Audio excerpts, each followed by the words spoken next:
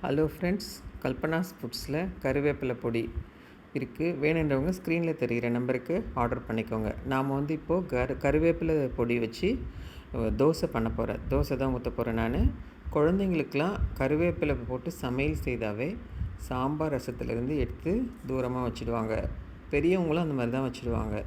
இப்போ அவங்கெல்லாம் எப்படியாச்சும் இது சாப்பிடணுன்றதுக்காகவே இந்த மாதிரி பொடியெல்லாம் ரெடி பண்ணியிருக்கோம் நாங்கள்.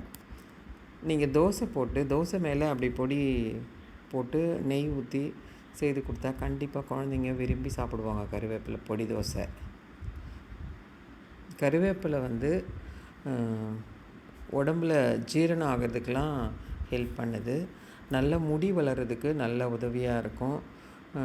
நோய் எதிர்ப்பு சக்தியை அதிகரிக்கும். கருவேப்பிலை சாப்பிட்டா உடம்புக்கும் ரொம்ப நல்லது.